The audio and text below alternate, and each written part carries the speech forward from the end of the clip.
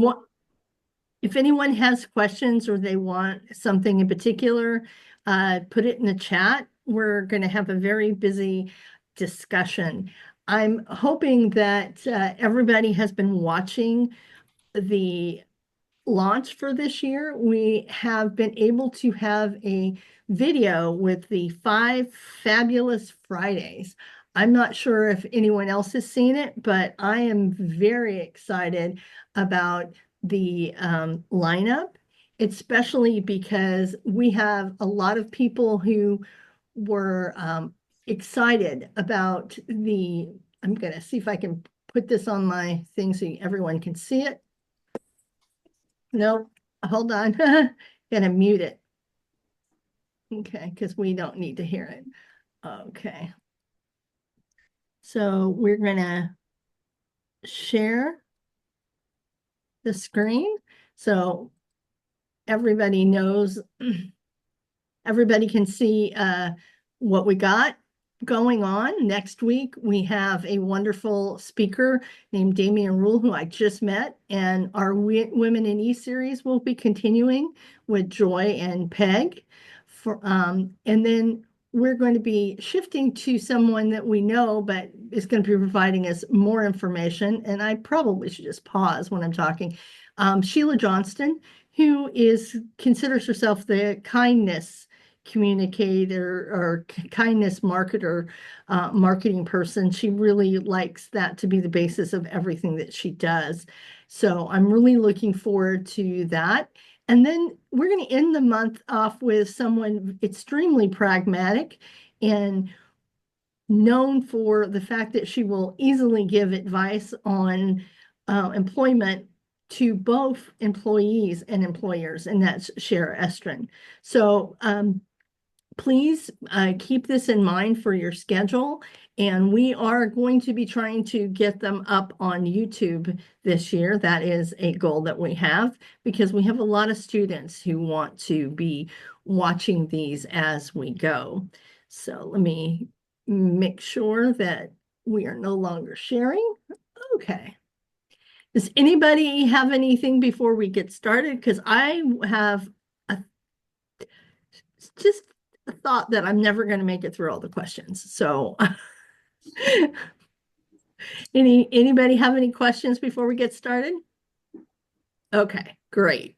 So today we have Bobby Williams, who I only recently met, and I want to kind of do something a little different. Instead of me giving a brief overview of his career, I wanted him to do it because he knows that he has a new audience, but he has a foundation of things he wants to make sure people understand about his brand. And one thing that I feel about brand is it needs to be the person who's branding themselves to explain it. So because of that, I want Bobby to introduce himself and then Stephanie to follow. But I think Stephanie kind of doesn't need any introduction. She's our Excel queen. And we still want her to tell everyone here because we might not know everybody. So go ahead, Bobby. Thank you so much, Sheila, for having me and Stephanie today. If there's one most important thing that anyone needs to know about me is that I'm a nerd. Like I'm a huge nerd in many regards. I'm a huge nerd. Like I love all nerdy things. There's like a nerd wall behind me full of anime art and Marvel and DC character art and all that stuff. And I'm also like a huge nerd. Like I'm 6'6" and like 220 pounds. So I'm just like a really big nerd. By trade, I am a data scientist with a concentration in digital forensics investigation. And that sounds super fancy, right? All that means is that data tells a story. I help people understand the story that's in the data, and that's it. I speak the language of data, and I try to connect people to the human connection to data, right? We create these systems, we use these systems. These systems are born of our ideas, and all of that, and the systems are made for us. So, everything we're doing, even though we're working with data and technology, it's really just about people. And I try to continuously make that bridge. Great. Stephanie, you want to chime in for us? Yeah, and just laughing a little bit is when Bobby and I first got to chat, which shockingly was last month. We bonded over shared nerdiness because I always joked, I was always the self-proclaimed Excel nerd now for 20 whatever years, and I feel like many in this industry can relate with being able to share their nerdiness proudly and be accepted for it versus maybe back in the days of being made fun of for it. So I do recognize many names on here, but I am Director of Litigation Support at Korein Tillery, and I'm based in St. Louis and on the plaintiff side. So it's, I work with literally everybody at the firm, one of the few people. So from our, HR, accounting, legal assistants, paralegals, attorneys, partners, even co-counsel, and our vendor partners, you name it. So I also am kind of in the business of working with people and data, just in a little bit different way. Great. We're going to start with a fun question at Bobby's suggestion. And when I wrote this question down, I was like, this is so cool. I think this is like 2025, we should open it with this question for everybody. It's, if you had to describe your career journey using an object, which would it be? A ladder, a seesaw, a merry-go-round, or a jungle gym? And why? I'll take first crack at it. So thinking about that, I think it's not even close that it's a jungle gym. I think there are many different paths to get to where you want to go. And I think the coolest thing about a jungle gym is that it's never done. Like with a slide, there's a top and there's a bottom. With a ladder, you start climbing and there's a top of the ladder. With a merry-go-round, it just goes in circles. But a jungle gym is like there's all these different paths you can take. You can make adjustments. You can invent your own games with a jungle gym, right? And I think that's what my career has been, as far as like the path I've taken, the relationships I've built, the people that I've met. And, I had no idea I would end up where I am in my career. That wasn't a plan. Steph, I wonder what you think. I had first, I think, heard the jungle gym analogy on, I want to say, a Cowan Cafe maybe a few years back. And yeah, I stole it from him. With permission, though. I figured that because you're on this as well. But when I heard that, it resonated completely because clearly not a ladder, not even close to that one. And I'd say maybe I like merry-go-round. I could see if the people that maybe circle back or boomerang back to old jobs. But yeah, it's it would have to still be jungle gym or maybe like a tornado. I don't know. We'll have to come up with some other ones in there. But yeah, I'm a big fan of the jungle gym analogy. Well, yes, and the reason I like a jungle gym analogy is because unlike merry-go-rounds or seesaws or ladders, they are visuals that are pretty standardized in people's mind. But when you say jungle gym, you can get anything from the wooden plank, let's play pirates thing, to the monkey bars with the attachments, old school. So I just kind of think that jungle gym works because we're all dealing with our own environment. That's why I would answer jungle gym, is the environment is always going to be different. Okay. So it's what you make it. A jungle gym is like it's the situation that you make the jungle gym is what it ends up being. I think careers are like direct parallel with that.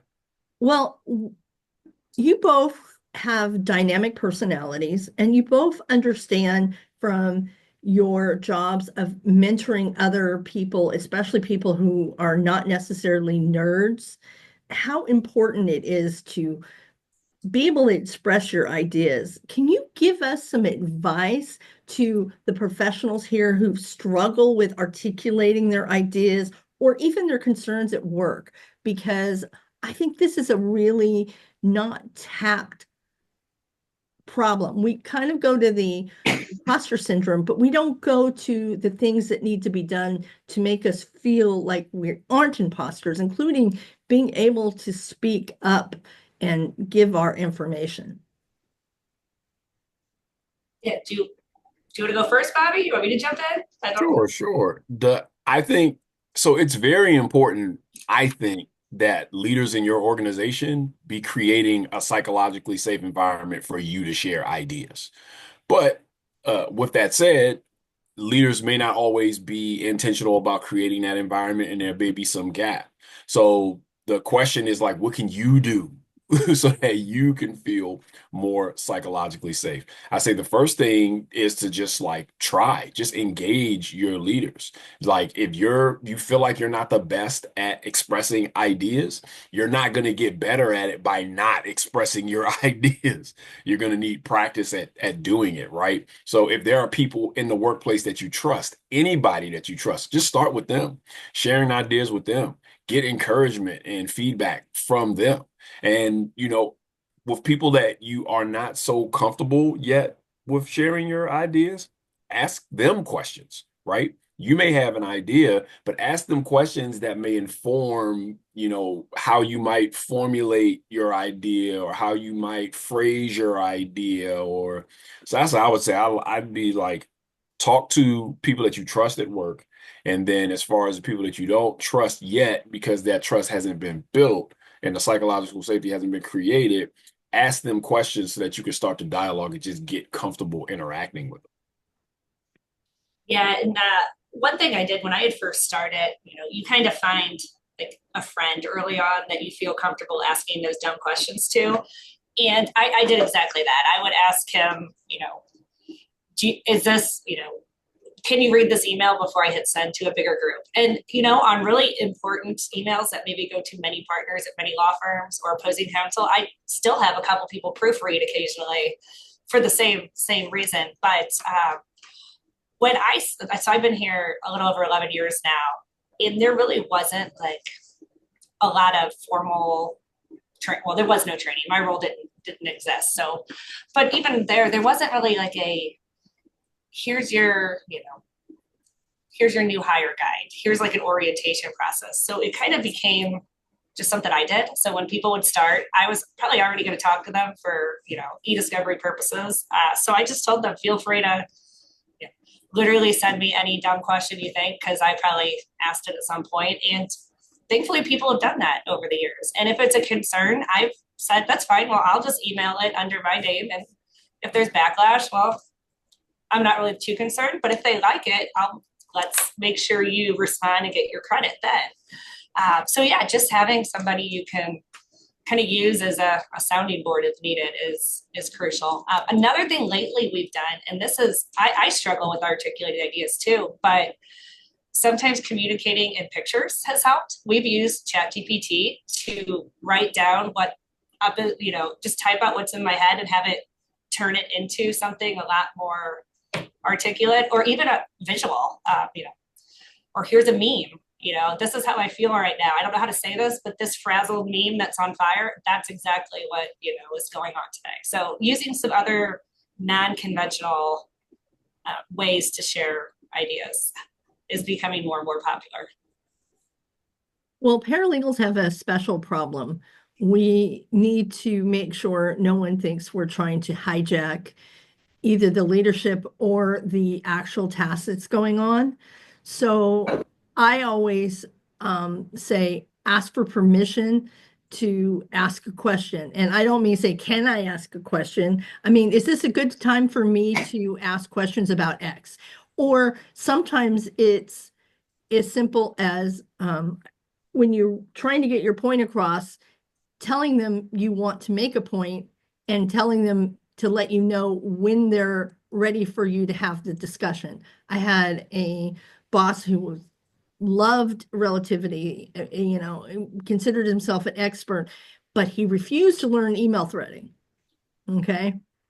So I casually put the little papers on his desk. And then, how did you find this?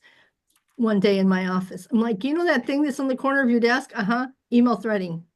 Okay. I said, just let me know when you're ready for me to show it. Well, I might want you to show it, but I might not use it right away. I'm like, that's fine. Sometimes it's a matter of having a discussion about what's there so they can start thinking about it. And that to me is a problem of respect. Many people who lead want to chew on whatever you give them. So don't give them too much and ask what you can do to follow up, even if it's, hey, let me know if you want me to come in and give you some more information or whatever. But the problem is you can easily, especially me, hijack a meeting. Okay. Now, that being said, I've been in some meetings that I wanted to crawl under the floor. My first meeting with an all-male team of attorneys, the master at arms decided to go after one of the pawns in the meeting. I couldn't get low enough in my chair, So, we talk about it like it's always easy to communicate. Sometimes it isn't simply because of the atmosphere or the time or all of those other things. So as far as paralegals are concerned, and the other thing you can do, which I am notorious for doing, is simply send an email saying, hey, I kind of have been thinking about this particular question about X, and I think a few minutes of discussion would be good. You let me know. Because sometimes they aren't interested in it. Sometimes they are. Hey, I want to talk to you about the order of evidence. Oh, what's that? Oh, bifurcation. Oh, okay, I get it. Well, why? And then, then if you can just let them ask the questions, you get for a paralegal. Now, I'm giving it from my point of view as a paralegal. And now I'm going to ask Bobby to turn it around, because as a leader, and I already warned him I was doing this, guys, okay? In what way does effective communication impact your ability to lead? And can you give us an example? So I think that's a really good segue from what you just asked us previously and what you just explained. I think communication is like foundational to everything in society. I think a lot of our problems are the result of ineffective communication. We don't even teach each other how to communicate. We teach each other how to read and write. We learn how to speak by watching other people talk, right? So I think we could be more intentional about communication. A conversation that I've had with my daughter a lot over the years is you could be a person who's like really, you have a tremendous command of vocabulary and language, and you are excellent at expressing your points and making sure that you are heard and understood. And if that is the case, you have mastered 50% of communication. There's another half of communication, and that is listening to other people and making sure they feel understood and demonstrating empathy so that the space is safe for them to share ideas and thus become more receptive. You're only ever going to be able to control half the conversation, but if you are a good listener, you can influence the direction of the entire conversation. And so that philosophy has been integral to me, not just as an employee, not just as a leader, but just as a person. It's important for me to care about the experience someone else is having when they are in communication with me. I want you to walk away from a communication with me, feeling good about the experience, in any case where that's possible. And then I have some protocols for how I communicate that helps that, particularly in group settings, and we could get into that later if we have some time.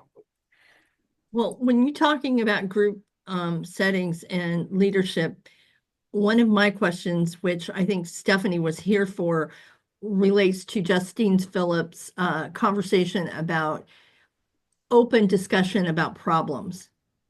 And I think the boardroom approach can be very easy for those of us who aren't leaders. But for leaders, it can feel like someone else has taken the reins of the coach. So, and I love doing boardroom kind of discussions. So do you use that? And if so, can you give us a little background about why? Well, I mean, I see when I'm in group settings, and particularly where as a leader, I am facilitating the discussion. Mm-hmm. I just remember that I'm there to serve. I'm not there to control the flow of the meeting. I'm there to make sure like the purpose of the meeting is met, the ideas of the individuals are expressed, that the interactions are done as respectfully as we can make them happen, you know? Like that's my job. So I'm not really there to control. So, if someone else is if someone else is kind of like trying to take over the meeting in some way, what I'm really focusing on is not that person trying to take over the meeting. I'm focused on the other people in the meeting who maybe have a voice and that voice is not being heard. And then how do I create an opportunity for them to be heard in those meetings? And that could be through acknowledging them directly or asking them a question, empowering them to, share some information with the team. So that's my approach. I'm a big like positive reinforcement guy, even when it's like in group settings and meetings and communication. I'm always trying to like look for the good and build on that is my thing. So we're now going to go back up to the questions that I thought were cool because no one talks about them. Okay. What failure did you have in your career that ended up being something you're proud of and why? Oh, Stephanie, feel free to go first if you want. Sure. Yeah. So I started out in finance, accounting world, and the path I originally on required me to either take the CPA exam, which I wasn't going to do because I didn't even have an accounting degree. I had a finance degree, or I had to take the CFA exam, so Chartered Financial Analyst. And I passed the first part, and then I failed the second part. And at the time, nobody actually in my department had done that. So here I am, the first female employee of the department, now failing this test. And granted, it wasn't even from the lack of trying. It's a hard test. And we were busy at work. I mean, working full time, and my dad had died. So it was a whole lot of stuff going on. But I took that as an opportunity to say, you know what? I don't want to do this long term. I'm done. I'm just not going to take this anymore. And it was a very controversial take because no one really had said that. And what was I going to do? But that led me down a different path of being able to focus on, at the time, we created a data analytic group within the department. And that ended up getting rolled into some of the audits and some other areas. And eventually is how I ended up on the legal side over here is, we would work on these massive cases with different law firms and help, with damage model calculations and just unweaving things. So really, I look back and yes, I cried when I failed and, it was a big deal, but I look back and say, I'm glad I did, because I might have just kept going back and doing it and then realizing I went through all of that, spent a ton of money, and then hated everything about it because it just wasn't my cup of tea. And I was trying to force it to be because I was young and not sure exactly what I wanted yet. So I needed that failure in my life. Sheila, so this is a question that I had ahead of time and I thought about it. And I don't think I have one specific thing. The only thing that's really sticking out in my mind is that my undergrad degree is in graphic design. And when I started graphic designing freelance after I got that degree, I found out that I really didn't like designing for people. So that was like I had dedicated a lot of time to earning that degree, only to discover that the core function that I got that degree in order to credential myself to be able to execute, that I didn't like it. And because of that, that did change my direction in what I did with my life. I said, oh, well, maybe I need to do something that's more fact-based, more technical. I had been teaching myself technology while I was in college, and then that caused me to go down the path of getting an opportunity with a data management company. And then, 24 years later, I'm still in this industry, right? And have had a career, that jungle gym career that I never thought I would have had, right? But in general, I'd say that just like failure is not something that I really see as failure. I think like to grow, you got to take risks. To grow, you need to do something that you've never done before. And, if you're not like completely successful the first time, that's just an opportunity for you to learn. So it's like, for me, it's just winning and learning. There's no losing. There's winning and learning. And sometimes I learn a lot. Sometimes I learn a lot more than other times. Um, yeah. Yeah, I think that's my perspective. Well, the reason I love discussing the failure is because we all have that one thing that just went completely wrong and something good came of it, and it was really hard uh, while you were going through it. Yeah. Afterwards, not so much. I actually had a industry thing happen that was really hard on me, but I didn't fail it, but it was really hard. I had been a paralegal for 14 years, and California was enacting 6450. I did not have credentials based on that new law. Okay. So my advice to anyone is don't assume that a problem that's coming up will not benefit you long term. Okay. It's really hard to uh, do anything but laugh about the fact that at the time I told my husband I wanted to spend that $5,000 to go to school, and he pitched a fit because you're already a paralegal. Why do you need this? And I'm said, how often do I do the Irish type tap dance with the Scottish stubborn? Not often. Okay, I'm doing it. You know, the Patterson Buchanan came out. I mean, the point I'm making is obstacles or problems are something we all deal with, but we never remember them properly until we have some perspective on them. Okay. So my advice to anyone who's having a problem and just struggling with it, whether it's a boss that is difficult or whatever, is choose someone to speak to talk to that is appropriate and that is going to not placate you. You don't need people placating you when you're going through problems. Okay. That's my advice. You need someone who's willing to tell you the way things are as politely and as kindly as possible. But you definitely, when you're dealing with problems, need that. So we all have mentors and mentorship going on.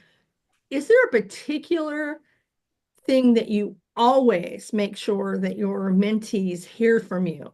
And if so, why? Yeah, Stephanie, you want to take that one first?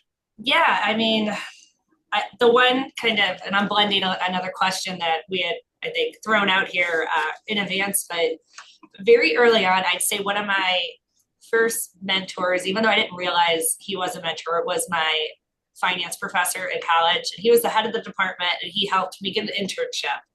And I remember during that process, he was the first person to tell me, you will not be the smartest person in the room, and you don't want to be. And, I never had that mindset to begin with, but it kind of struck me as, why wouldn't I want to be the smartest in the room until, you think about it more, you're never going to learn that way and grow.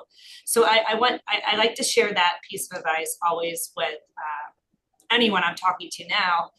But also, I mean, we already hit on this, that you're going to mess up. It's just how you handle it when you fail or make mistakes. That is what people will remember more about how you handled it than necessarily the mistake itself, which is very true, because there's things I've seen people mess up over the years, and I couldn't even tell you what it was, but a couple of their reactions I'll never forget because they were horrible reactions on how they would handle them, not because they handled it well necessarily. And on the flip side, there's people I work with even closer now due to how they, approach those things. So those are probably two big ones, I'd like to focus on. Yeah, I think the thing I like anyone I mentor to hear from me is that that I'm here to help. Like I think that's the most important thing. I want them to know is like, where specifically if you're a mentee, we're in the you business. All right. We're trying to help you be successful. We're trying to help you be better. We're trying to help you learn the things you need to learn, but also remind them that if you're a mentee, you need to be engaged. A mentor-mentee relationship is not about I'm just going to tell you what to do. I'm just going to give you instructions on how to be successful. A mentor-mentee relationship is like, how do I empower you, right? And you're going to have to be engaged. Empower you means giving you the power to do, helping you recognize that you have the power to do.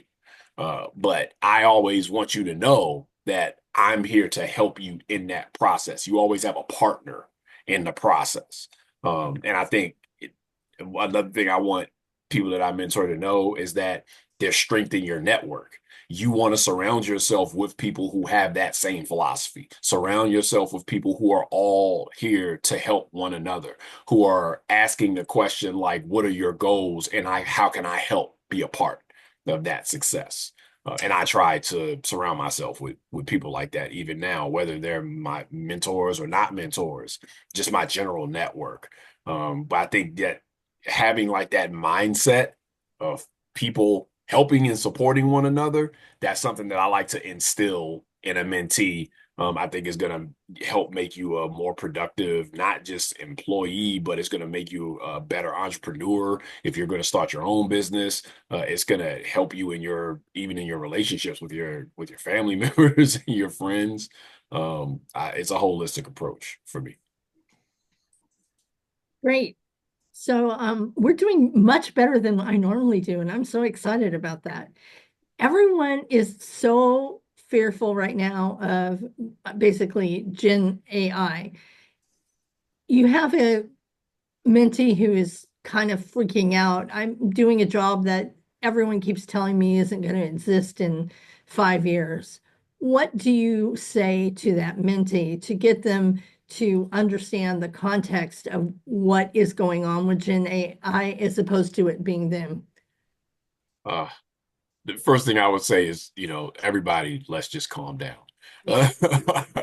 Look, some of this I think is we've been seeing so many movies and TV shows over the years about the singularity, about Skynet, about so I think we have this vision of what AI is, not understanding that generative AI is something very, very different than this thing that we've been seeing, right? Remembering that as a paralegal, as a legal assistant, as a first year associate, you have knowledge, you have intuition, and AI actually doesn't know anything. All right. AI has been trained on large language models, this generative AI, and then it algorithmically uses what it learned in these large language models to be able to predict words to give you, right? And it's just calculating these probabilities, right? And then giving you what the best next word is, right? So that's not what we're doing as human beings. Like we have experiences and we have knowledge and we're applying and we try to understand one another as people. And I think there's always going to be value in that. So I don't think AI is going to take jobs as of yet. I think what AI is going to do is position people who utilize it as a tool and learn to use it to make themselves more efficient. It's going to put them in positions to be more successful, to be more efficient, to be a little bit faster. And then people who don't use the tools are going to be slower. So you're not going to lose a job because AI took it. You might not have a position because someone who did use AI became more efficient, and you weren't able to compete as well with that person. Steph, we have not talked about this yet before, but I'm really curious about your thoughts. No, we haven't. You hit on a lot. You hit on a lot of points right there. It's it's enhancing, not necessarily replacing most people's jobs if you upskill correctly and learn it. Although, I had a conversation recently where, yes, there actually will be some jobs replaced, but it's maybe data entry or maybe something on the robotics side. But for most of us in legal, I think it's so far off on accuracy right now to worry yet. Now, if my core job was summarizing deposition transcripts every day, all day, maybe I'd worry a little bit more. But even then, someone has to know enough about how the tool works to QC the results. Yep. And I think that's where the transferable skills and the upskilling, and you have to just embrace it and use it to your advantage. And those are the people that will, like you said, those are the ones that are going to excel, and those that don't want to keep up may eventually, get left behind. And I think, though, like you said, everyone does need to calm down. Legal's not going away next year with AI.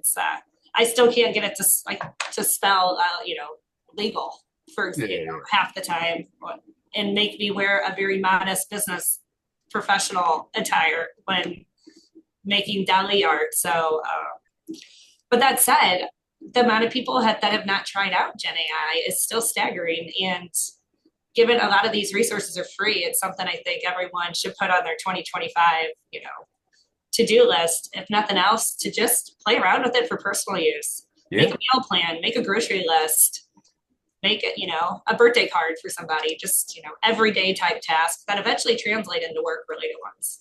Yeah. Sheila, Steph made a really good point about like how much verification AI still requires. And so the people who are most successfully deploying AI are people with domain expertise who are using the tools, because they know what's being generated that's helpful and what's a hallucination. They know this when they see what's generated. Those are the people who are more efficiently utilizing it. Right. Yeah, and it's not just verification. It's like Tom O'Connor says, it's regurgitating language to you.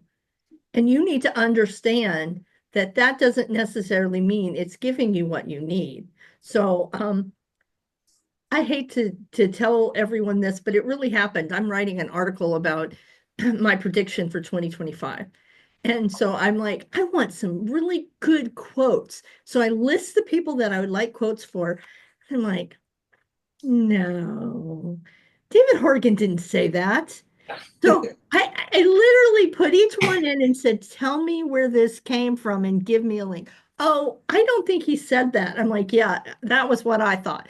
And I had asked for quotes from several people so I could pick. Not one of them was an actual quote. Okay. So now that being said, it made me go, are you really that lazy, Sheila?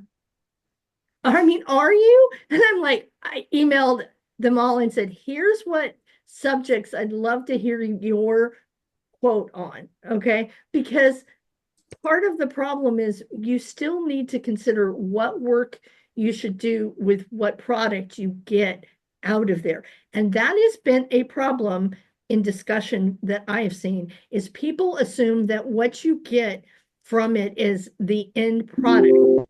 It not only is not the end product, it is only something that you can provoke thought from in many times. Now, I'm not saying everything.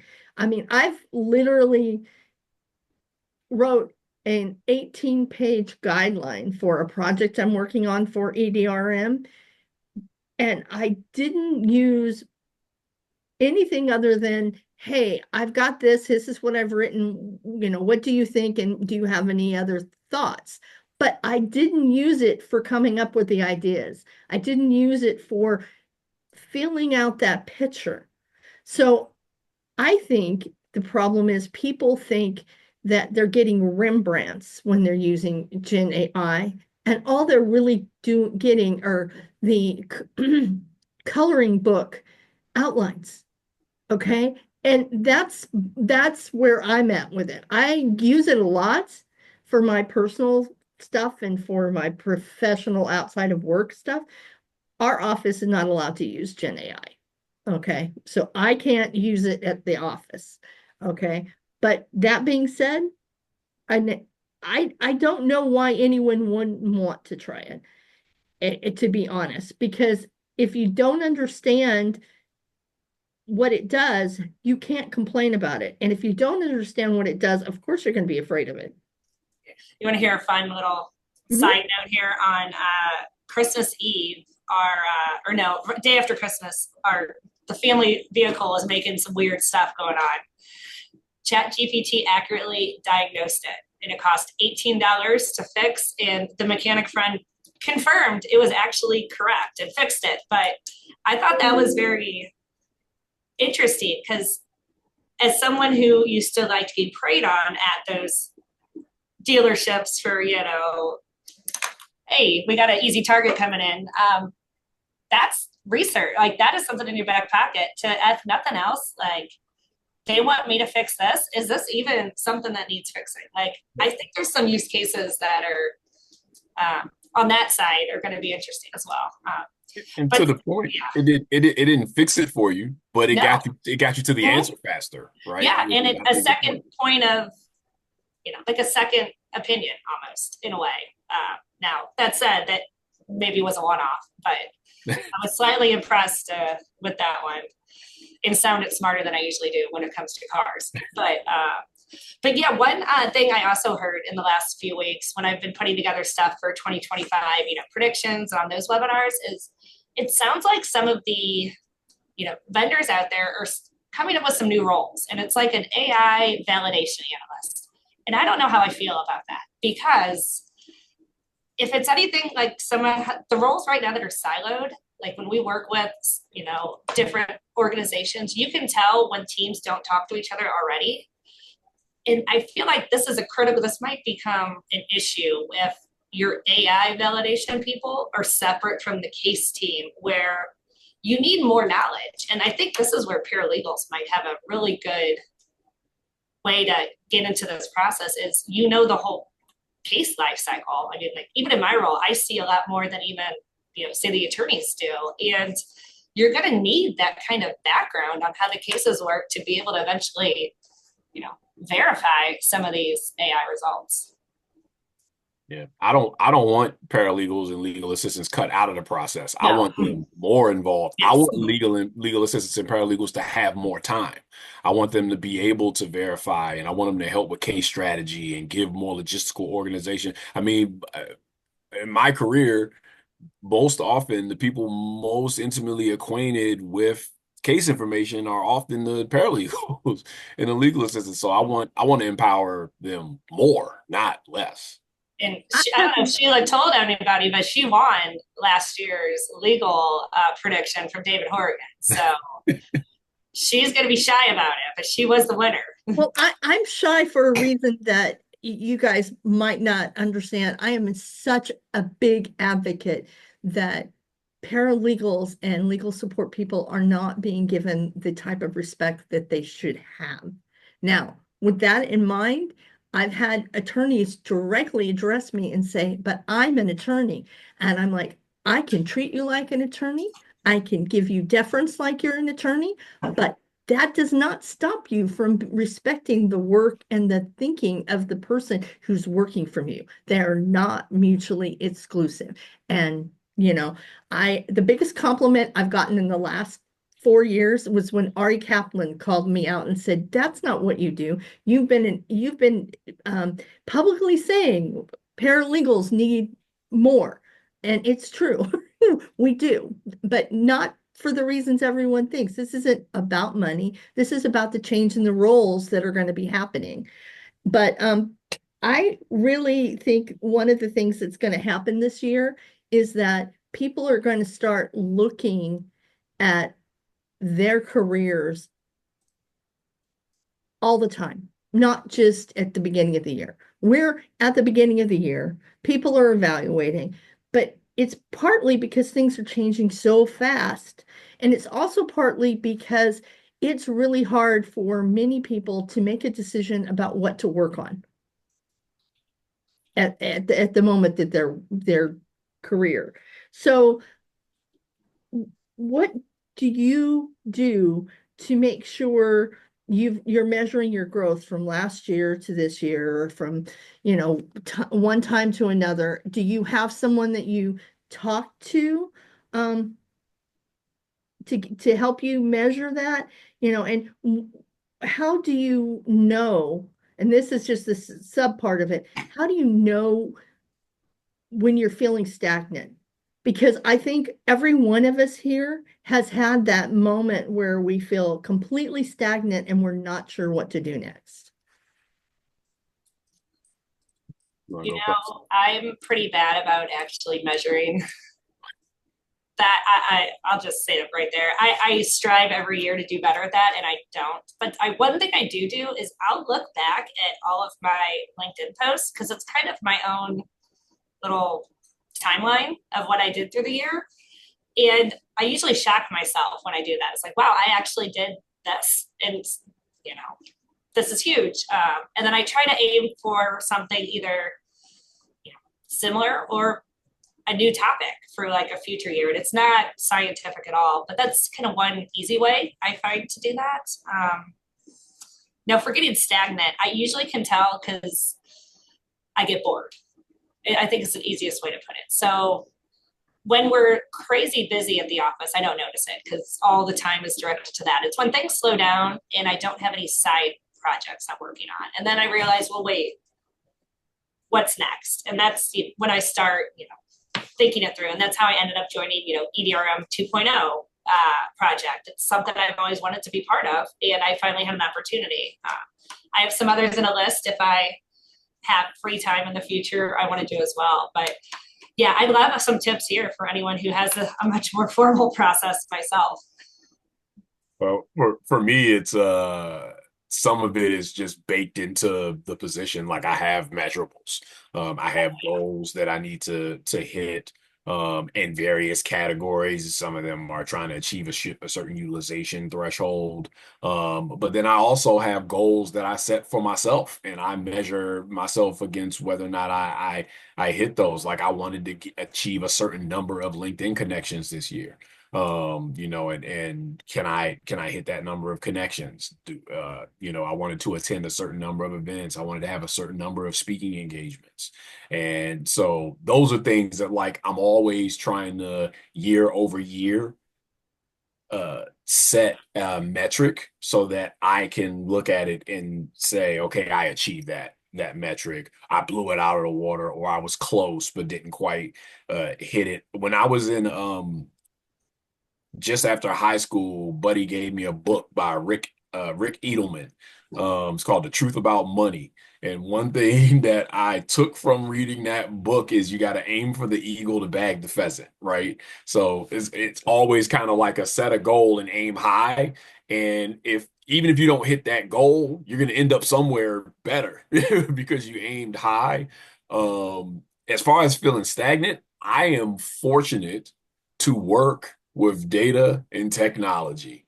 And I feel like trying to drink from the hose with data and technology. There's so many changes and innovations and so much growth and so many tools. And I am a consultant, not just a consultant, but an investigator and an expert testifier. So I'm always having to learn some new technology and having to have some perspective on that technology, and also being in the position where I need to learn how to teach someone else about this technology, be it a conference attendee, or jurors or the bench or whoever, or counsel on the legal teams I'm working with. So I was like, I don't think I have felt stagnant in a decade.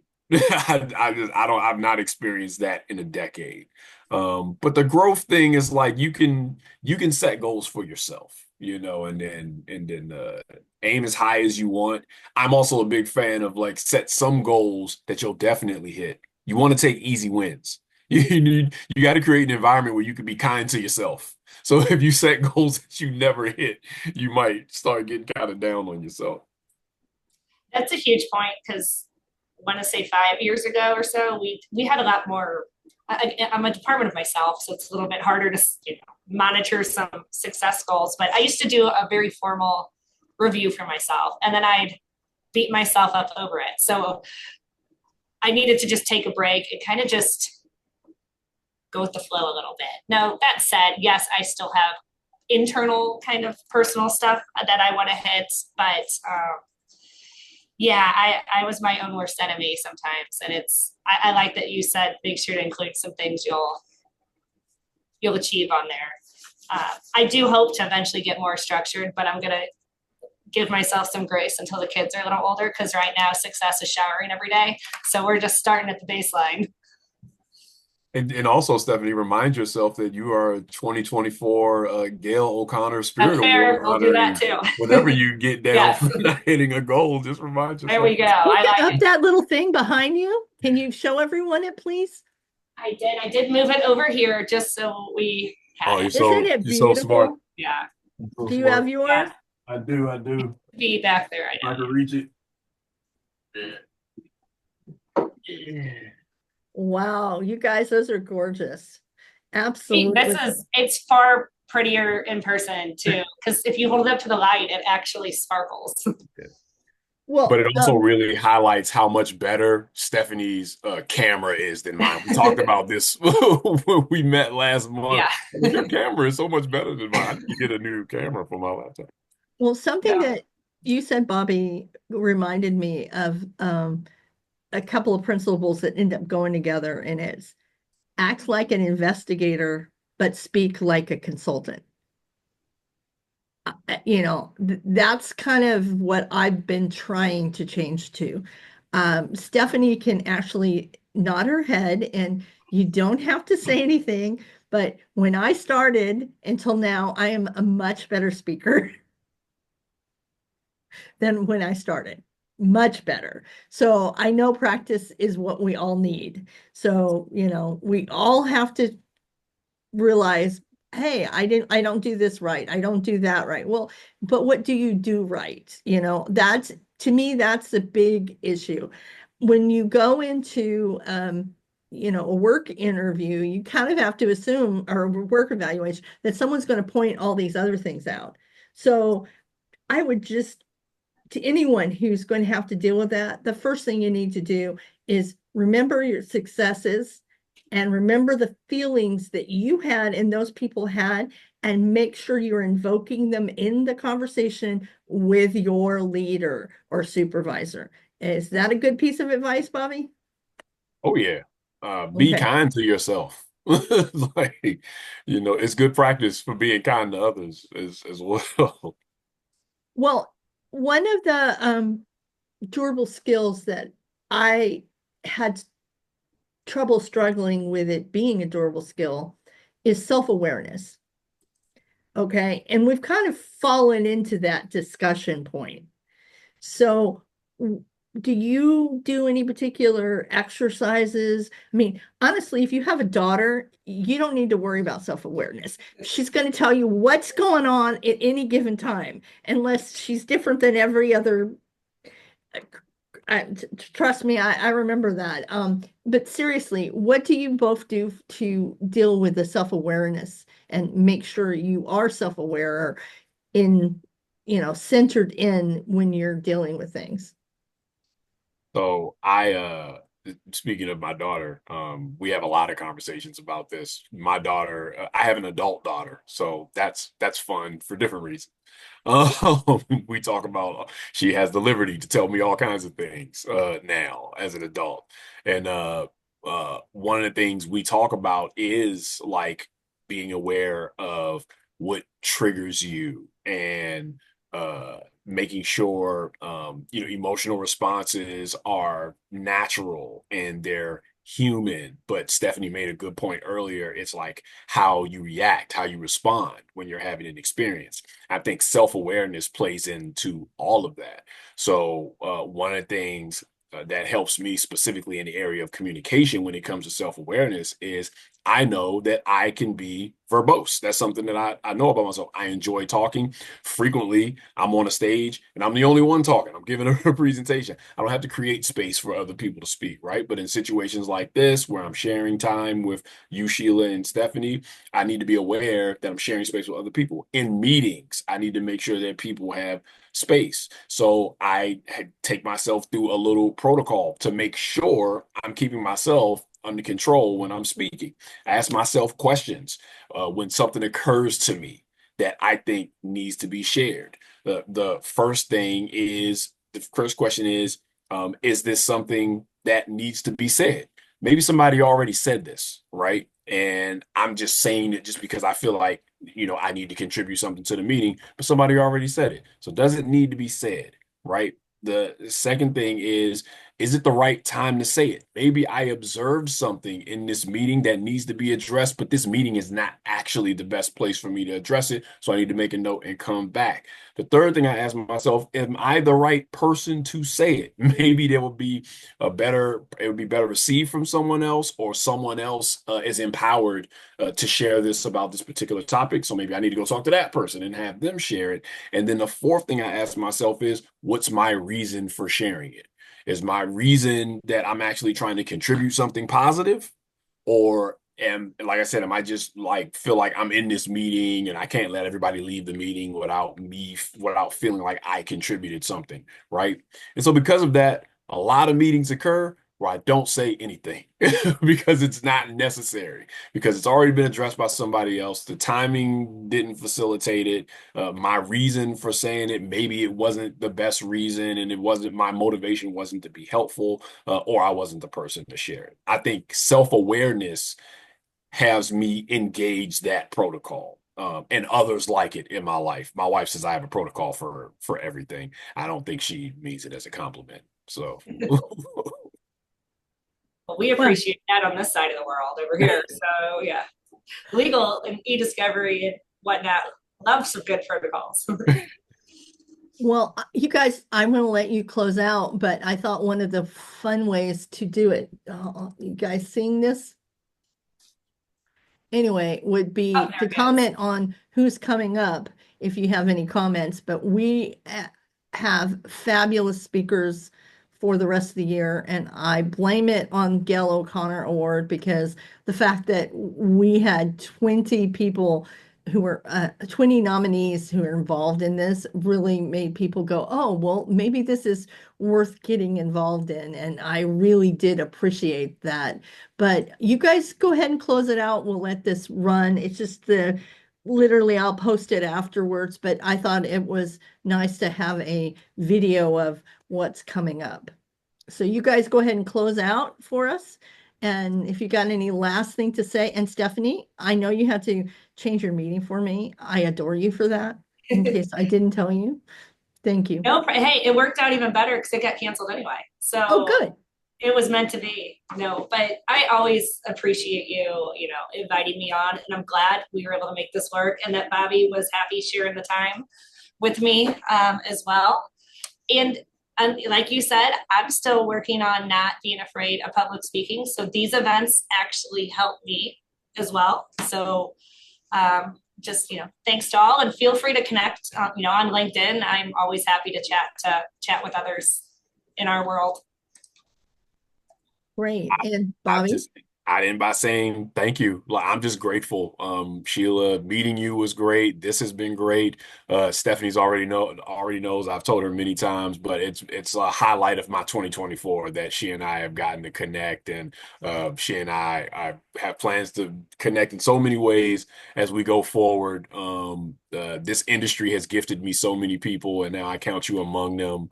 And thank you all for taking the time to listen. I hope my comments and Stephanie's comments have been helpful to you all today. And please, if you have any questions, if you ever want to ask me about anything, as Stephanie said, please just reach out on LinkedIn. I'm happy to chat.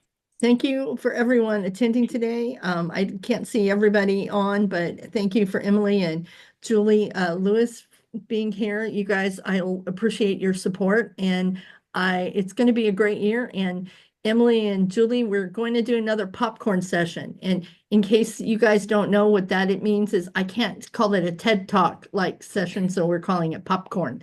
And we had one last year. You know, pop up, say what you got to say and move on. Okay. We can't say I like TED it. Talk.